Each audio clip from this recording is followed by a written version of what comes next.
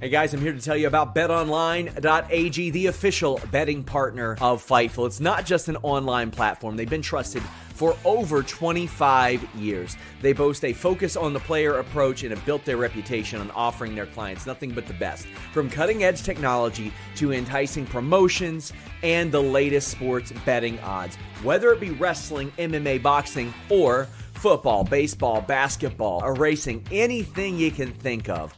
All major sporting events are covered by betonline.ag. Fast payouts, highest credit card acceptance industry-wide, safe and secure online environments, and their live betting feature allows you to bet on your favorites weekly and easily and in real time. betonline.ag. That's where we're going at Fightful. That's where we suggest you go as well. That's where we get all of our odds at. betonline.ag. Only bet what you can, and please bet responsibly. All right, here we go. It is Saturday night, April 5th already. We are on the eve of AEW Dynasty tomorrow night in Philadelphia, but we had one final stop, and that was tonight's AEW Collision from Peoria, Illinois. Rick Ucchino, Cresta the Star. Iridian not feeling the best. She's a little under the weather, so she will not be joining us. We wish her speedy recovery, and hopefully she will be back next week right here on the Fightful YouTube channel. Thank you guys so much for joining us here as we some version of the three of us always wind up being here, and if not, we'll just call SP3 because he is the substitute teacher of the year. Cresta, how are you doing?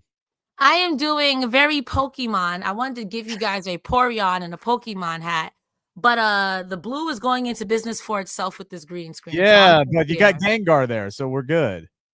Come on, knowing Pokemon. I feel like you wouldn't know, Rick. I'm sorry. Come on.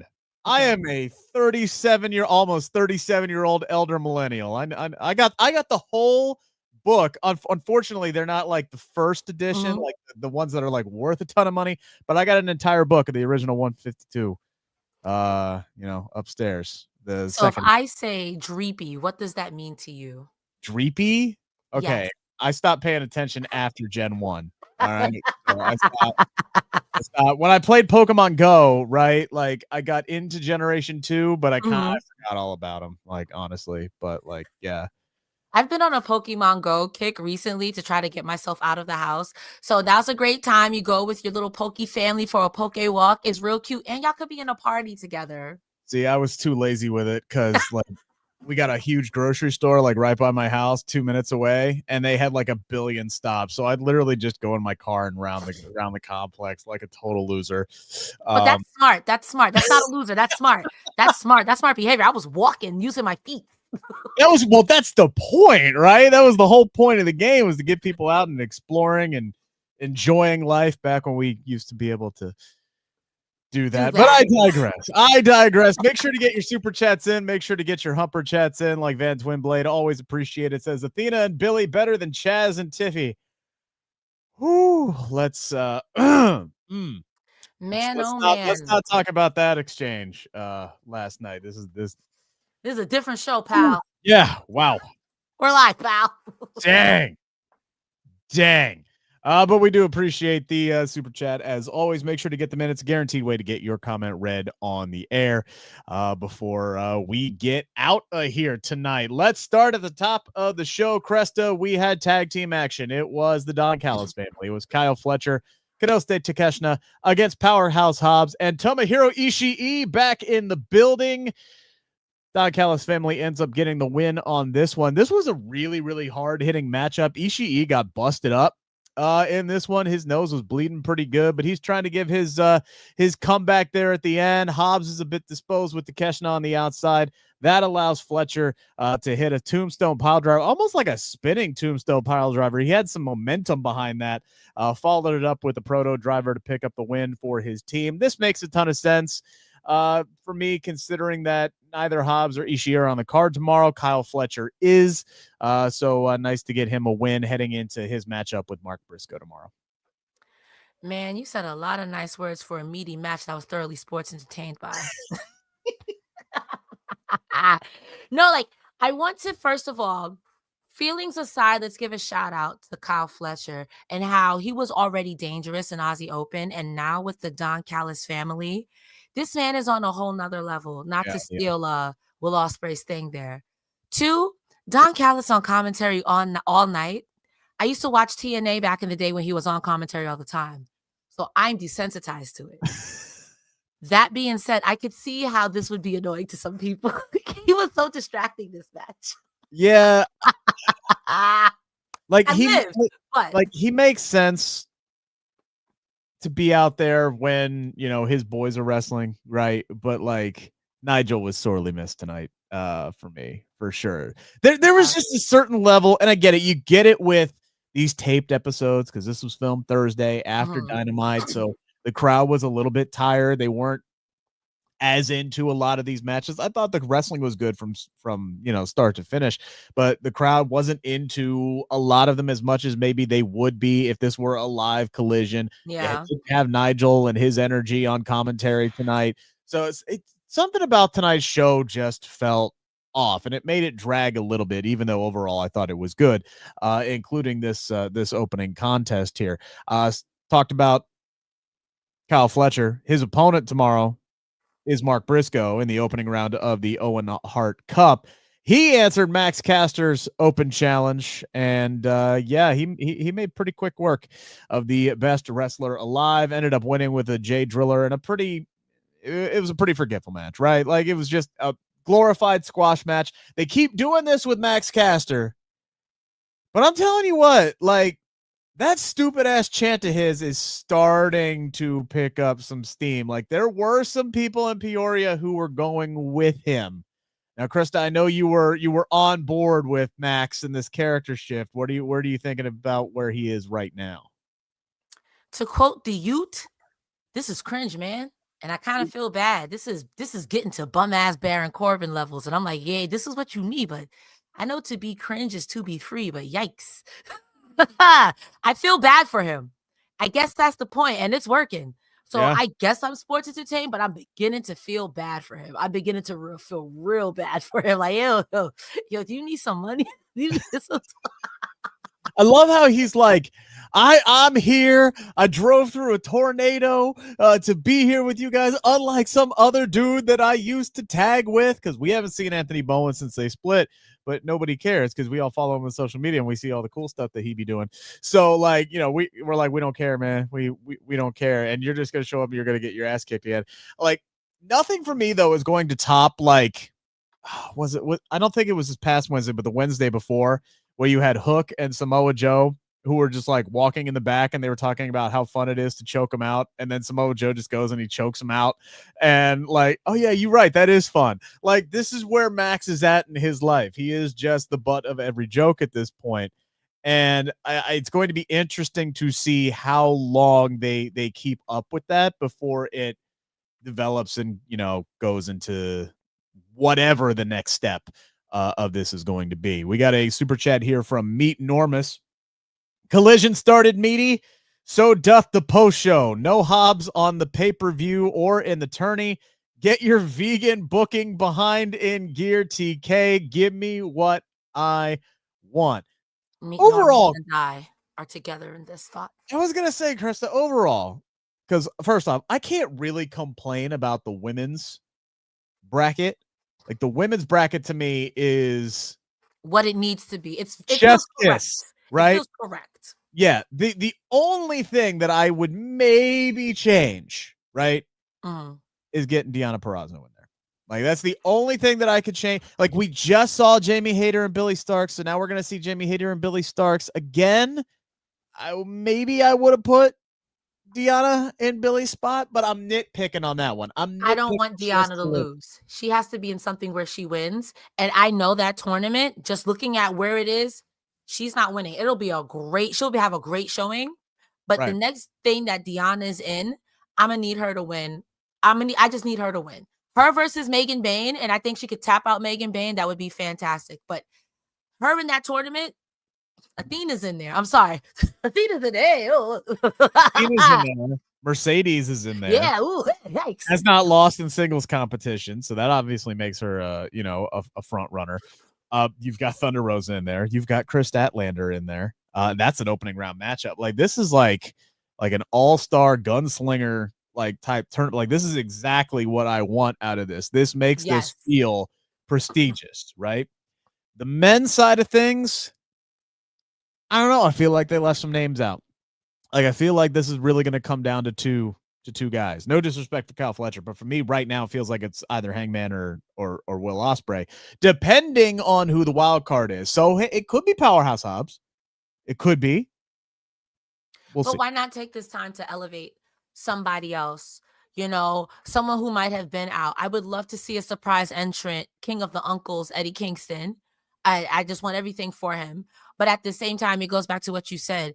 If it's not Hangman and it's not Will Ospreay, are we going to put that faith in Kyle Fletcher and really push him and elevate him? Are we going to put that faith in, I'm trying to think of who else is in the C2. Are we going to do it with Kevin Knight? Like, I love Kevin Knight, personally speaking, but like, I go back to Danny Garcia in the TNT tournament or the C2 that one time where he lost a bunch, but still put on a star-making performance. I have faith that that'll happen for some people, but there's so many people there. I'm like, this person deserves a win. And if they win, are you going to do something with them? Are you going to, no disrespect to Private Party, going to private party them, make us wait, give us hope, and then, hey, here's the Hurt Syndicate. Part of me is wondering how significant of a run Jay White was going to get before he broke his hand. Yeah. Because like I think Jay White, obviously that's a big piece of the puzzle that's missing out of the bracket. That, hey, look, Tony Khan decided to go with Kevin Knight, right? Maybe he could have gone with Powerhouse Hobbs, could have gone with a couple of the other guys on the roster who are a bit more established, but we saw him do this in the C2 where he brought in Commander, and everybody blasted him for putting Commander in that, and then Commander went out and had a hell of a showing and upped his stock in the company, ended up winning the Ring of Honor TV championship after he did that. Now, granted, he's going to get more matches than Kevin Knight's going to get. Kevin Knight, bam, bam, thank you, man. See you later. You're out in the first round. I would be stunned if he beat who's he fighting? It's Will Ospreay, right? So he's fighting Will Ospreay tomorrow. He'll be fighting for his life. He ain't winning. He's going to have a great showing. He's going to have a great showing. He's going to make some new fans. Yes. He ain't winning. Like, I'll bet that bet online, whatever the odds. What are the odds? What are the odds on that? Up and over. They don't have that one listed, unfortunately. Not yet. They don't have that one listed yet. But, yeah, I would be stunned if it's not up there. Because, like, right now, some of the big ones you got. So, the Hurt Syndicate, for example, they're going off at minus 5,000. That is overwhelming. Oh, nope. There it is. It is there. Will Ospreay and Kevin Knight. Yeah, they're the same. So yeah, Will Ospreay's minus 5,000 favorite on Kevin Knight. You put some money on Kevin Knight and he pulls the upset, you're gonna win something. Listen, I used to play a lot of salty bet, and that's not real money. Let's be clear here. I know what it's like to go to the salt mine, so please bet responsibly. Just saying, please bet responsibly. Look, my happy ass is going to Vegas in T-minus 10 days.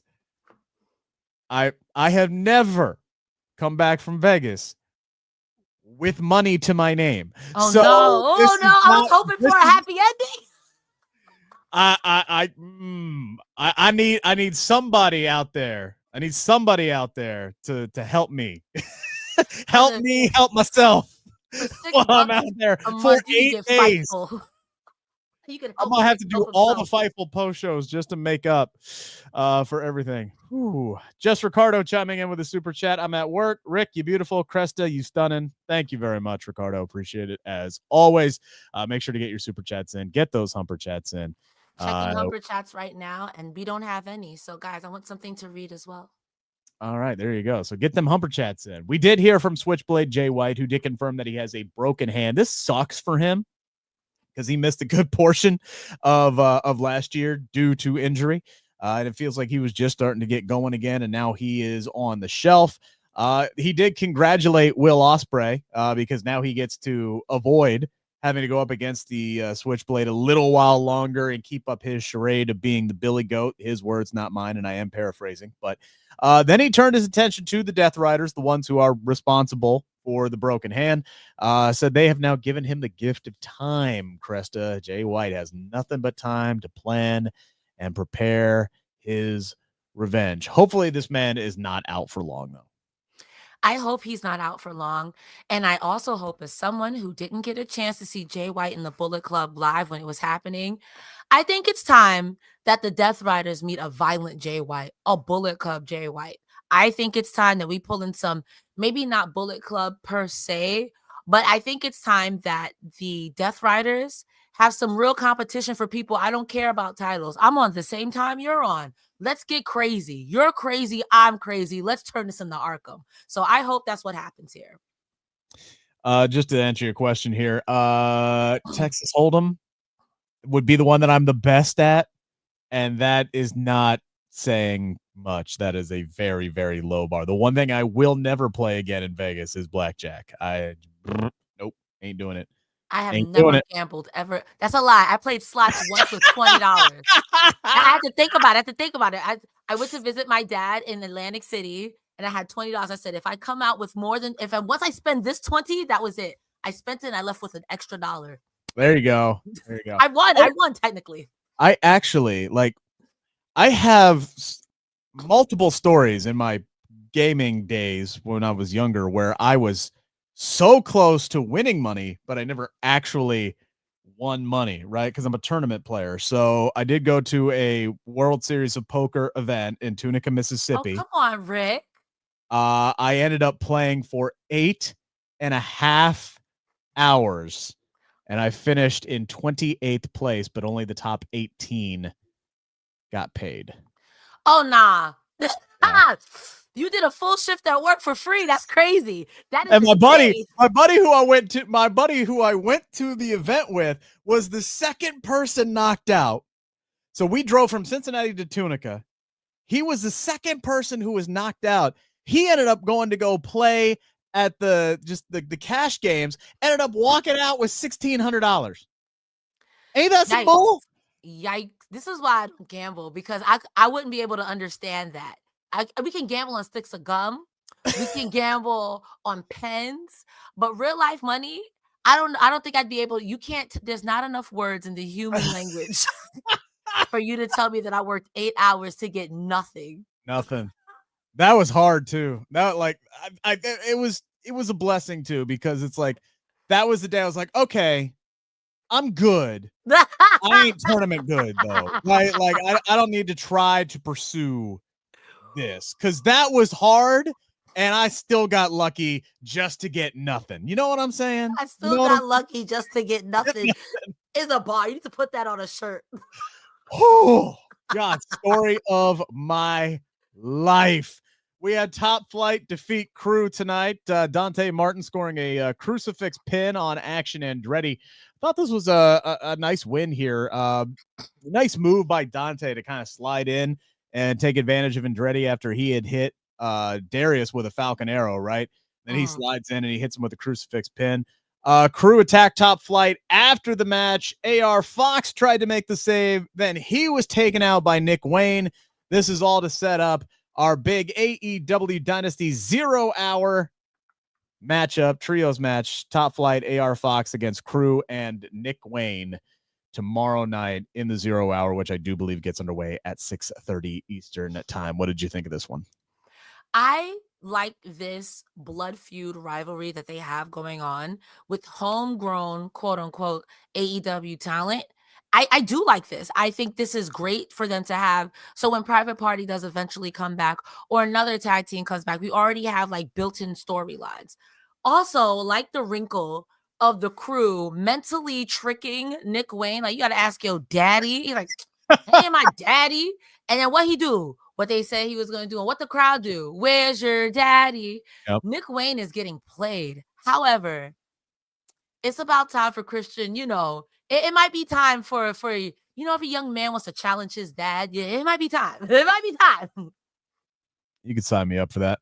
I would like to see it, but also maybe the best, like a 3-match thing where Christian Cage says I have to beat my son, and then Nick Wayne commits elder abuse on the Christian Cage in the last one. That's the only way it could go. And maybe that sets up Killswitch to come back, who is reportedly, getting back into things, who's healthier now, which is the most important thing. But if he's able to come back in the near future, maybe that's how they work it in. Feed him to the dinosaurs. I love it. There we go. Yeah. Always feed your pets. Always feed your pets. We get a backstage segment between Jamie Hayter and Billy Starks ahead of their first round matchup, which we don't know the date of right now. Hayter said she liked Starks before, really likes her now after their match last week on Collision. Told her to watch out for Athena, though. Says she's not going to be taking her lightly when they meet again in the Owen Hart Cup. Starks got a bit defensive, says she is not a failure. She's trying to prove it to everybody. She's going to prove it in the tournament. I don't think so, though. I got Jamie Hayter winning in the opening round. Pretty easily. Not easily, but, I would be shocked. Mostly because I got Jamie Hayter winning the tournament. But I would be stunned if Billy Starks won in the opening round. I would too, because I have Billy Stark screwing Athena, because a lot of people are going to keep making the comparison to Athena. And Kate, she used to do every Thursday, RIP, the Ring of Honor show. Like, when is Athena and Billy going to break up? When is Athena and Billy going to break up because of the way Athena treats her? Also, right.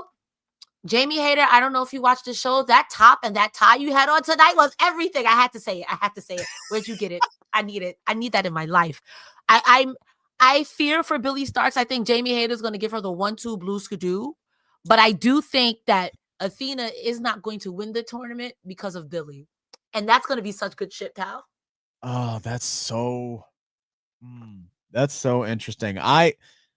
I'm wondering how Mercedes ends up getting knocked out. Like, I think that's my biggest thing, right? Like, do they give the rub to somebody and have her be the, like, whether it's Jamie Hayter with Thunder Rosa, whoever wins from the other side of the bracket, right?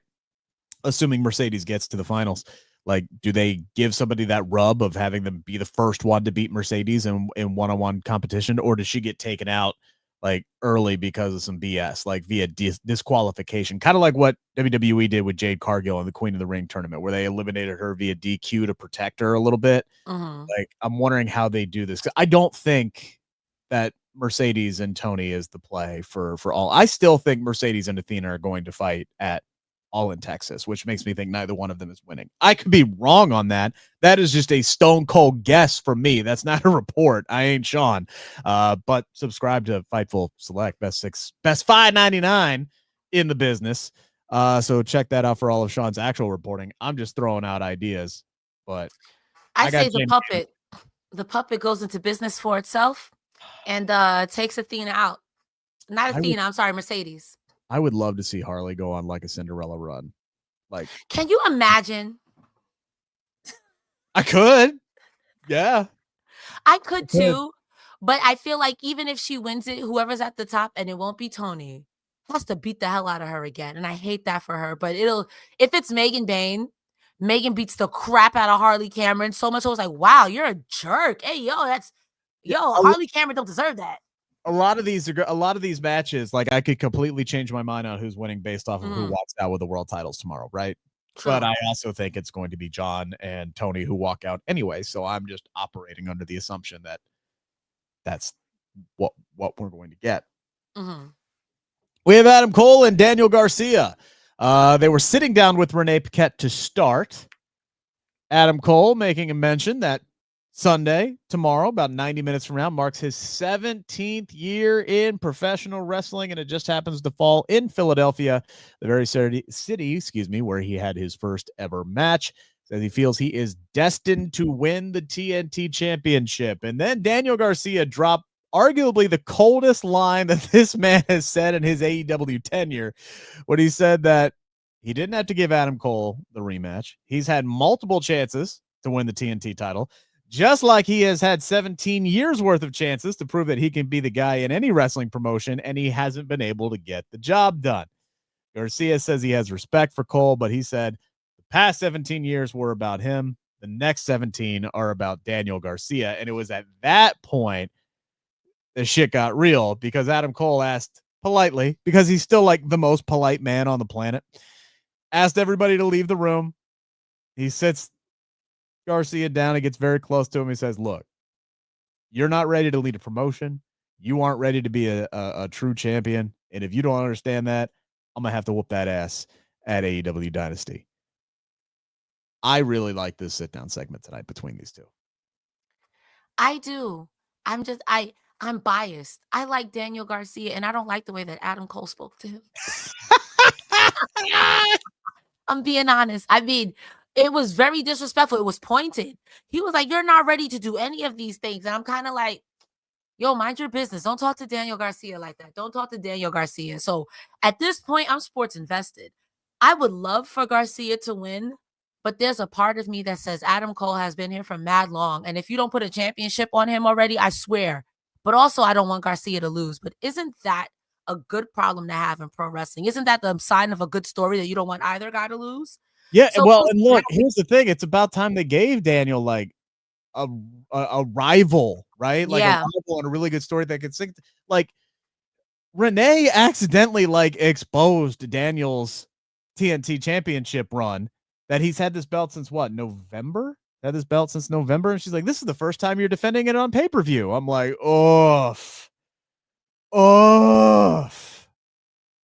through no fault of his own, this has been kind of a disappointing run for him as TNT champion. I think it would be a good move for the belt for Adam Cole, obviously, because I agree with you. He's been here since 2022. Granted, he missed a whole year of action because he literally blew his foot apart. But, like, he missed the whole year, but he's been here since 2022. They haven't pulled the trigger with him on anything. This would be a nice win to give him.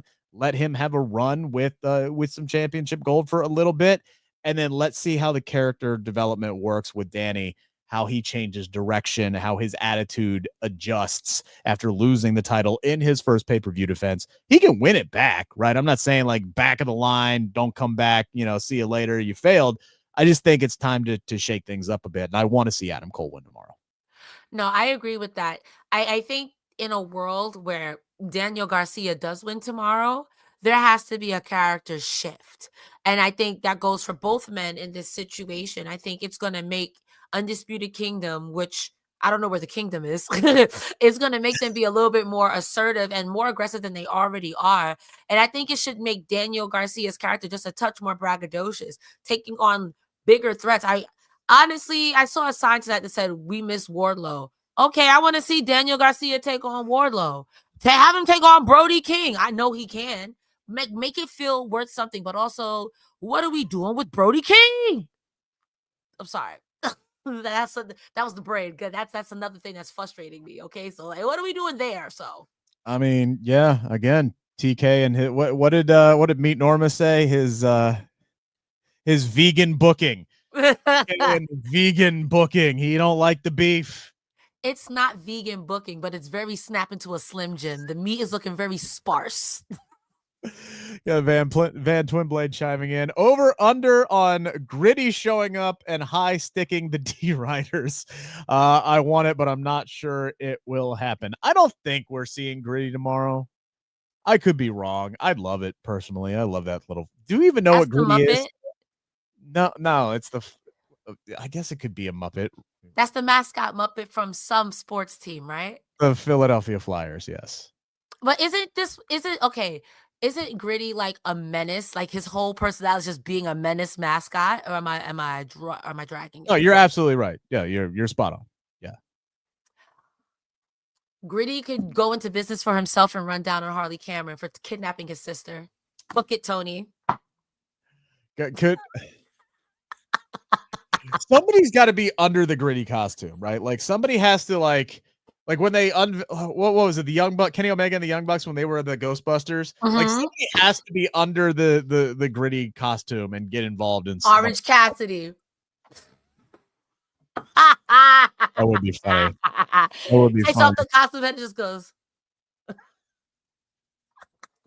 Well, he tries, but the hands are so fluffy. I don't know if you'd see the tiny little thumb, sticking out. I don't know. I got to think on that. But damn it, Van Twit, you got me wanting to see Gritty tomorrow. Now, if Gritty doesn't show up, I'm going to be disappointed. Like that's true. I'm also thinking who would be really funny to pop out of that. I'm always going to go Eddie Kingston because he would take it off just like, and everyone's like, oh my God, it's Eddie Kingston. So that Danhausen. Yes. Yeah. You're cursed. Yeah. God dang. Yeah. It has to be Danhausen in a Sting mask, in a team mask, and a Danhausen mask. He takes off the helmet and it's the Sting mask. Then he takes off the Sting mask and it's the Danhausen mask. And then he takes off the Danhausen mask and it's the Danhausen makeup. Could make this a whole thing, but who's he there to curse, right? Like that's the question. Man. This would have to be 0 hour because they're not gonna let this malarkey go out of the main show. You're not wrong. Boy, we are flying off the rails. We had Pac defeat Cash Wheeler tonight. This was a very, very strong back and forth matchup, I thought. Ended up getting away from Cash, though, because, surprise, the Death Riders got involved. Claudio shows up. Wheeler Yuta shows up with a freaking hammer in his hand. Cope and Dax try to rush the ring. Well, they did rush the ring. They tried to help. Dax ended up getting hit with the damn hammer by Wheeler Yuta. Cash gave Wheeler a pile driver. Pac snuck in, gave him a crucifix pin. So we actually ended up seeing the same finish on back-to-back matches, but who's counting? This seemed like another one of those moments, though, Cresta, where it was like, okay, another member of FTR lost, rated FTR lost. Like, who's going to get mad? Who's going to get pissed off? Who's going to shove who down? They actually had a little moment of unity. They picked, Cash up off they picked Dax up off the floor after he stopped seeing stars. And they all kind of gave each other a hug and, maybe the calm before the storm, right? Because they have been so heavily leaning into the three of these guys just blowing up. They're going to lose at Dynasty. They're going to blow up. Somebody's going to turn heel, whether it's FTR on Cope or vice versa, whatever happens if they decide to do the whole, Judgment Day 2.0 type split here. But I can't help if this was done tonight to steer us away from that, or is it just the first step in them actually winning the trios championships tomorrow night? Because I have this. It's not the Fightful Select pick. We do have underdog picks available. Fightful Select, again, $5.99. I'm going with rated FTR. I just feel like they've been leaning so heavily into these three not being on the same page and blowing up. I feel like it's a massive red herring and rated FTR is winning the trios titles tomorrow. That's just me, though. I don't see them winning the trios title tomorrow. I think the Death Riders' reign of terror will unfortunately continue. And Dax Harwood is turning on the other two uncles. Also want to give a shout out. Oh, yeah. I thought this was a red herring to make it look like he wasn't going to do it. But it's all Cope aesthetic now because even Cope had to look like, come on, dogs. If they don't win tomorrow, these uncles are imploding. Want to give a special shout out to the part where Pac throws Cash Wheeler into the cameraman, into the guardrail, and it was dead silent for a split second. And you hear someone in the crowd yell, "He needs some milk." I popped so hard. I laughed. Whoever you are, you're funny for that. I do have the Death Riders losing. I would like for rated FTR to win. But I don't know what's going on with the Death Riders, and they're kind of getting like the original bloodline for me. Every time I think you guys are going to lose, there's always another D Rider. I don't think these are the guys to do it, to take it off of them. I think this is an implosion, and I think we get Cope back to a single situation where he beats up his brother, Christian Cage. I don't know if they split up FTR. I feel like FTR is sticking together. It's just whether or not they both turn on Cope. Yeah, because Dax is definitely doing some shit. Honky-tonk shenanigans tomorrow. That's happening. Dax, he has a lot of lies in that mustache. That's all I got to say. I'll say this much. If it ain't rated FTR who wins the trios titles, can we hotshot them to the ops, please? I'd rather go to Shane Taylor Promotions. With all due respect to the ops, y'all just got here. I would give me a trio. Give me an actual trio. Even if it's the patriarchy, at least they have a group together. What is LFI doing? I'm sure Roosh would love to hold a title. Sorry. I feel like I'm on my high horse. You're always on your high horse. Get in your super chats, get in your humper chats. Best way to get your comment read on the air before we get out of here tonight. We only got a couple more matches. Let's dive into Speedball Mike Bailey knocking off Dralistico tonight with a really, really snug, tight looking spinning heel kick. I don't know why I never noticed it until now, but like Mike Bailey wrestles like he's a Mortal Kombat character, and I love every fucking second of it. Like, pardon my French. I thoroughly enjoy his in-ring work. Like, he's just got that fighter gamer style to him, and it's like done perfectly. It just works for him. And obviously he's got the martial arts background and everything like that. I really enjoyed this match. I'm really happy to see Speedball Bailey in AEW, and that trios match tomorrow for the international championship is going to hump. Oh, that match is going to be so good. I'll take it even one step further. Rather than Mortal Kombat, does it not give you Three Ninjas? Does it not give you Mr. Miyagi Waxo? Like, very much climax, the whole 9 yards. I have been a fan of Speedball. Yes, I have been a fan of Speedball since I saw him for the first time in TNA. There's no reason for this person to be that good at wrestling. And he looks at wrestling the way a parent looks at a child doing macaroni art. Like, I love you, dogs. Look at you making macaroni art. I love the way that he wrestles. Even when I interviewed Gringo Loco, he had said that Speedball will tell you to do some crazy stuff. You're like, that's not going to work. And people are like, they'll trust me. And then it works. You're like, why do you think like that? Speedball is so fantastic. And all flowers to Dralistico as well, because I think he is someone who gets overlooked with Beast Mortos and Roosh on his side. Speaking of LFI, he is such a good wrestler, but man, them, like you said, those spinning heel kicks was clean, pal. You wasn't that he's gonna knock your block off. He lucky to knock your mask off. There's just something about a dude who wrestles in no shoes, right? Outside of Matt Riddle, but there's like a dude who wrestles in no shoes that I just gotta respect. And I see everybody in the chat saying Tekken. Yeah, I get that as well. All right. I don't know. Speedball's the only guy with no shoes I respect, because I'm not going to hold you. I don't respect Solo Sikoa. Damn. Yeah. Dang. What did we think about the conversation between Thunder Rosa and Kris Statlander? These are two ladies who are going to be facing each other in the opening round of the Owen Hart. Now, this started off respectful because these two have been, friends, allies for the past few weeks. And, it's like, hey, may the best woman win kind of a thing. And then you get Thunder Rosa saying, well, this company needs me to win this and win the AEW Women's Championship. And I'm taking home the Owen. And then Kris Statlander is like, hey, apologies to your dad because I'm winning this one. And then she's like, don't be talking about my dad. And it just escalated from that point on. He's like, you have no idea what it's like to be AEW Women's Champion. And then Kris Statlander's all like, you mean that title that you just gave up? And then it was smack and choke. And yeah, these two ladies, that went from that escalated so quickly to quote Anchorman, right? Like it went from 0 to 65 real freaking quick. What did you make of that?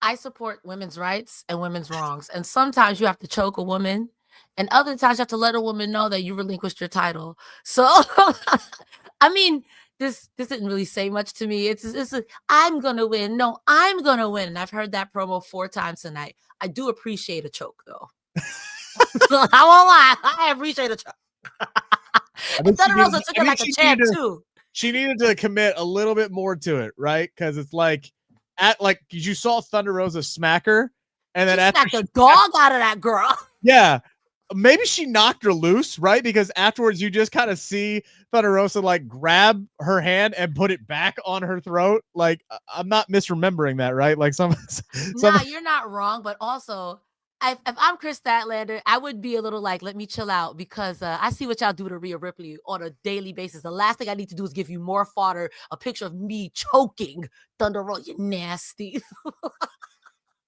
Wasn't gonna go there. Listen, you don't have to. Everyone else did. Don't worry about it.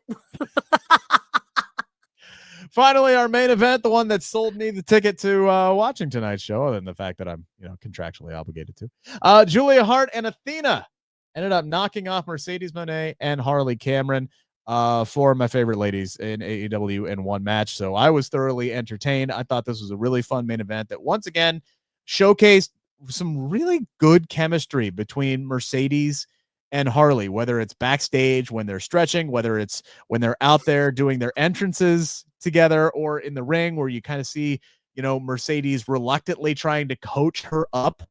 And then at the end, like wanting to save her, but not wanting to save her bad enough to have to go through Athena to break up the octopus submission. So I thought all of these women had a chance to shine, and Athena was just flat out on one in this matchup. This was like her first big AEW programming match, and I don't know how long. It's been a hot minute.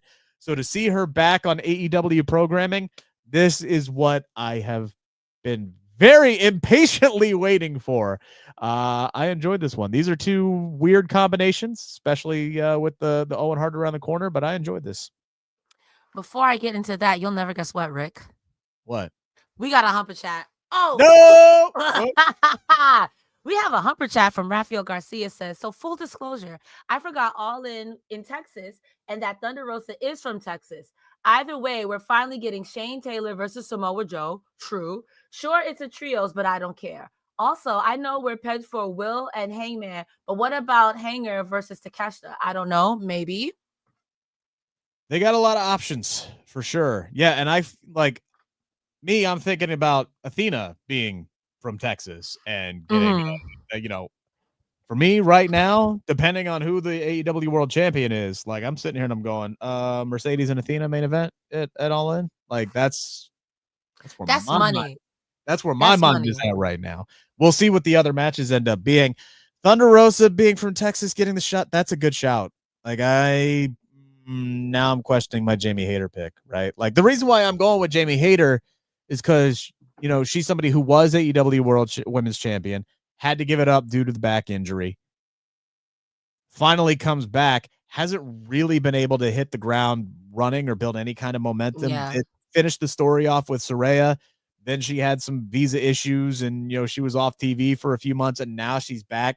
I would just love to see her be able to have a big women's title program because her run as women's champion was just kind of honestly stolen from her because of the back injury. So that's where my mind is going. All right, well, let's heat Jamie Hayter back up. But to be said, same thing could be said about Thunder Rosa and her neck injury or what was it? Neck, back, one of the two. It was back. It was her back. So could go either way on that one. What did you think of the main event, Chris? Period. Let's do the main event. The main event I thought was fine. There is something oddly charming about Moné and Harley together, and I kind of want this odd couple tag team because they just seem to work. To your point, when they were backstage stretching, Mercedes kind of looked at her like, I hate you, but also you're like a dinky little sister, please. It was very cute. I do like the spot where she throws the puppet in to distract the ref, who's like, what the hell is this? But it does allow Mercedes to get out of the octopus stretch and put a backstabber on her. I also really appreciate Athena when when Moné first tagged out from Harley. Every move that Athena did to Harley, she was staring directly at Mercedes. I don't care if this is for a title or not. I need that. I need that expeditiously. Personally speaking, I think the person to take the title off of Tony is Athena. Because I would like to see, now that is a meaty woman match. Ain't nobody in that match over 5'7", and I live for that. That's, oh yes, that is meaty, and I live. I think that's the match right there. However, I wouldn't be mad at her Moné Tony. I think that Harley Cameron out of this does look like a star. And again, we have Julia Hart in here, who pants gear, okay, nice change. I don't hate it. But then again, what do we do with her? Does she now come in line for a TBS title? I would love to see a Sky Blue Julia Hart situation. I know Sky Blue's out right now. I think she's injured, but I'm thinking of all these things past this. So it's interesting to see how tomorrow shakes out and see how my predictions play into that. Because again, I would love Athena to take it off of Tony, but the way that things are shaking up, it's definitely going to be Mercedes Tony. I still think we're getting Mercedes and Athena. I think we're getting title for title. I think it's going to be Ring of Honor Women's Champion, TBS Championship. That's just where I'm at right now. Meet Normus with a super chat saying, Rick, Cresta, we don't talk much. How are you? I'm eating ribs. The main event was everything. It is fun seeing the CEO corpsing around Harley. Great match tonight. First off, sir, you're eating ribs and typing at the same time. That's nasty work.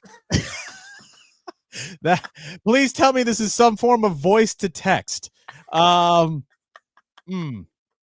Keyboard hate to see you coming. Like, there's no clean way to eat ribs, whether it is St. Louis style or Carolina or some other version. Like, it don't matter. Dry rub sauce, that is not clean eating. What's your favorite rib, Rick? Since we on it, what's your favorite rib? I hate the city, but I do like a good St. Louis style. I'm not gonna lie. I've never had that. I only eat beef ribs. I don't eat pork. Fun fact. Yeah. Beef ribs take 9,000 years to cook, so I also understand why people don't eat them. That's fair. All right. I think we ran down everything. Cresta, what you got going on? There's one thing I just want to point out real quick because yes, we didn't go over it.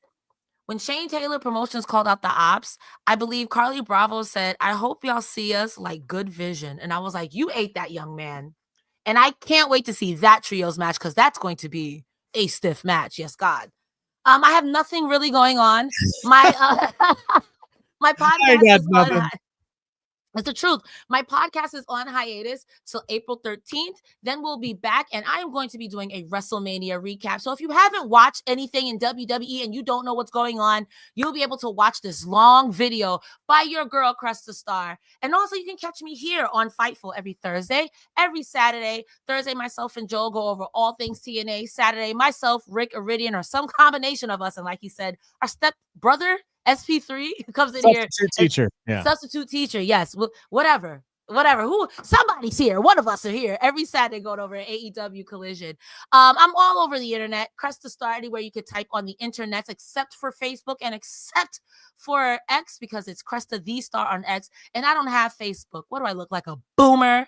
Linktree is in my bio on most of them. Rick, what you got going on? Not a whole lot at the moment. You can follow me at on X at Rick Ucchino, Instagram as well. Blue Sky, although I don't use it as much as I probably should. Check out all of our work over on the Takedown on SI YouTube channel. That is the wrestling website for Sports Illustrated. So again, it's the Takedown on SI. We have dropped conversations within the last week with Stone Cold Steve Austin, with Saraya, Speedball Mike Bailey, and we got more around the corner. You can also check out our work on the Takedown on SI.com as well, or you could just go to the wrestling section off of Sports Illustrated's website. Thank you guys so much. Make sure to like this video. Make sure to subscribe to the Fightful YouTube channel if you haven't already, and make sure to subscribe to Fightful Select. Get all of Sean Rossap's great reporting for just $5.99 a month. Don't have to worry about it being misaggregated by any of these, other sites out there. Thank you guys so much. Enjoy Dynasty tomorrow night. And I do believe all three of us will be back next Saturday. And then I fly out for Vegas not long after that. God help me. I hate you. No. Take care, everybody.